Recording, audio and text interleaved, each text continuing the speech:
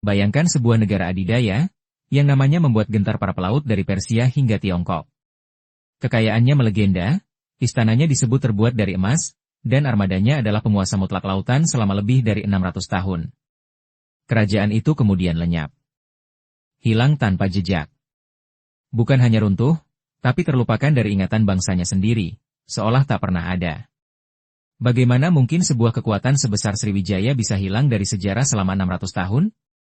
Ini bukan fiksi. Ini adalah salah satu misteri terbesar dalam sejarah Nusantara. Kejatuhan Sriwijaya bukanlah peristiwa tunggal. Ia adalah korban dari badai yang sempurna, serangkaian bencana yang datang bertubi-tubi. Pukulan pertama, jantungnya ditikam dari seberang lautan. Pada tahun 1025, aliansi berubah menjadi malapetaka. Kerajaan Chola dari India Selatan, yang tadinya kawan, melancarkan serangan mendadak yang menghancurkan. Ibu kota dijarah, rajanya ditawan. Sriwijaya selamat, tapi ia terluka parah. Kepercayaan dirinya sebagai penguasa lautan hancur. Pukulan kedua, keran uangnya mati. Dunia berubah. Jalur perdagangan baru mulai muncul, menghindari Selat Malaka. Para pedagang Tiongkok mulai berlayar langsung ke sumber rempah-rempah.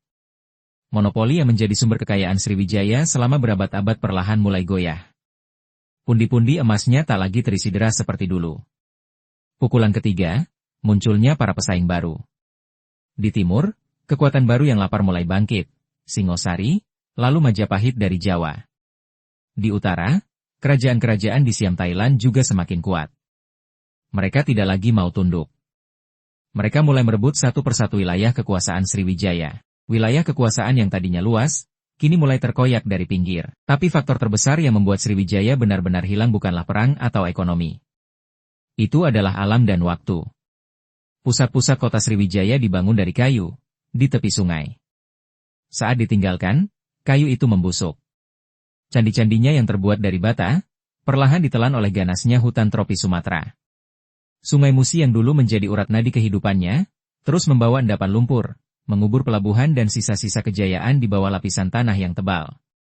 Dan puncaknya adalah, identitasnya memudar. Ajaran Buddha perlahan digantikan oleh Islam. Sultan-sultan baru muncul dengan cerita dan sejarah baru. Dalam beberapa generasi, nama Sriwijaya terlupakan.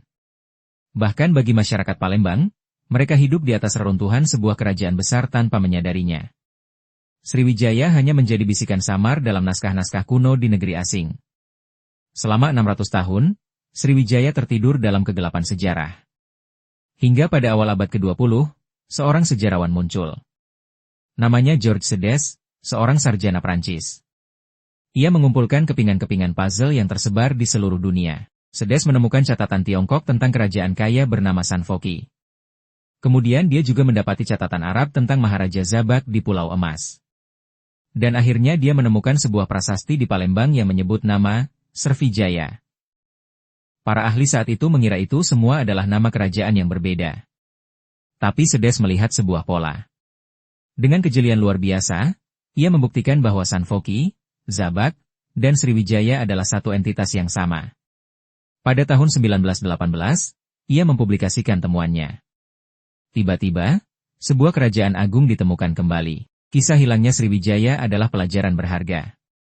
Bahwa sejarah, semegah apapun, bisa terlupakan jika kita tidak merawatnya. Kini, setiap kepingan artefak yang ditemukan di dasar Sungai Musi bukan lagi sekadar harta karun, melainkan sebuah suara dari masa lalu yang menolak untuk dilupakan. Menurut Anda, adakah kerajaan hilang lain di Nusantara yang masih menunggu untuk ditemukan? Tulis pendapatmu di kolom komentar. Terima kasih sudah menonton.